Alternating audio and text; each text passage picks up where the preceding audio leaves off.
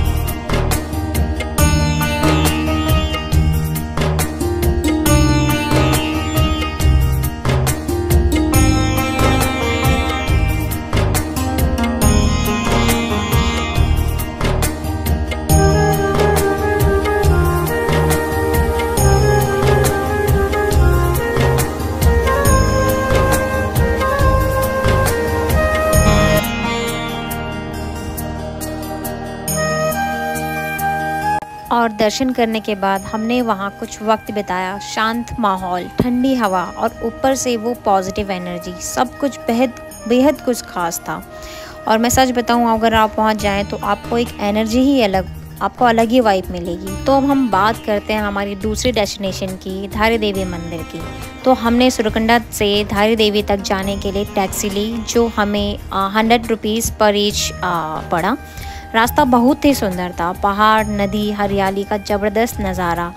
और सच बताऊं तो वहाँ पे अगर आप जाओ तो यहाँ पे इतने अच्छी चीज़ें देखने को मिल रही थी। हमने यहाँ पे जब देखा कि हमें यहाँ पे टिहरी डैम भी दिखा। तो ये नदी तो ऐसी थी कि जहाँ से हमारी टैक्सी शुरू हुई थी, हमने सुरकंडा देवी से टैक्सी ली और धारी देवी तक ये नदी ने हमारा पूरा साथ दिया। तो ये नज़ारा ही इतना अच्छा था कि मैं तो बस नज़ारे को ही देख रही थी। नदी इतनी अच्छी थी कि नदी नहीं लग रही थी, ये ऐसा लग रहा था कोई ग्राउंड है, क्योंकि इतनी ग्रीन ये नदी हो रखी थी, पेड़ों की ऐसी उसमें परछाई पड़ रही थी।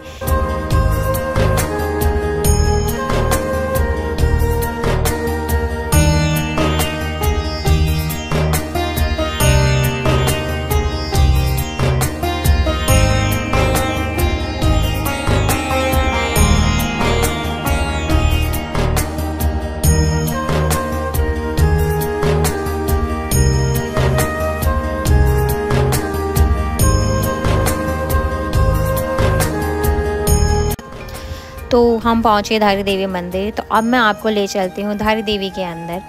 तो माना जाता है कि ये धारी देवी मंदिर जो है ये अलकनंदा नदी के किनारे स्थित है और इसे भी उत्तराखंड की रक्षक देवी माना जाता है। माना जाता है कि ये धारी देवी मंदिर की जो मूर्ति है दिन में 3 बार रूप बदलती है।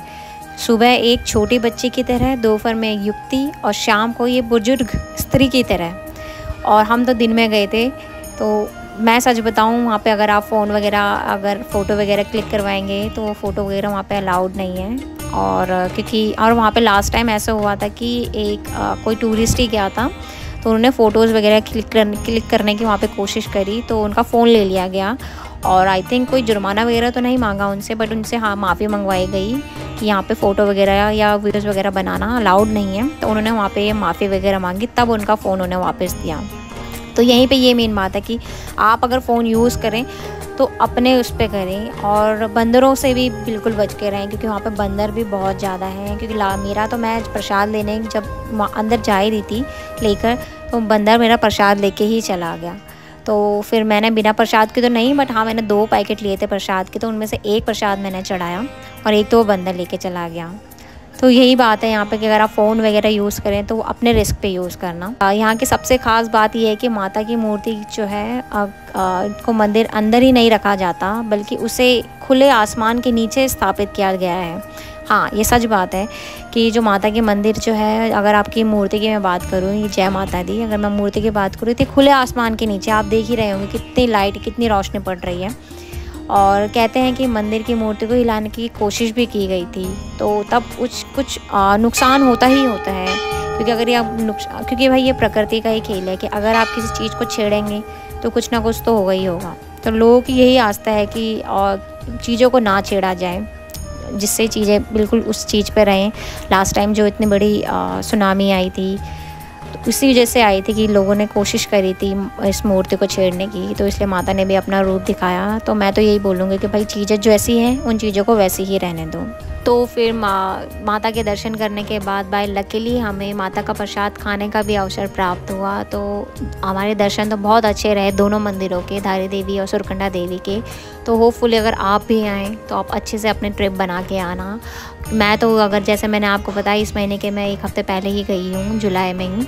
तो अगर आप आओ तो जुलाई में भी इस टाइम पे मौसम बहुत अच्छा ही है। तो दोस्तों अगर आपको वीडियो अच्छी लगी हो तो कमेंट में जय सुरकंडा देवी, जय धारी देवी लिखना ना। And guys please do subscribe, share, comment, और ये वीडियो आप कहाँ से देख रहे हैं ये कमेंट करना ना भूलें। Thank you so much.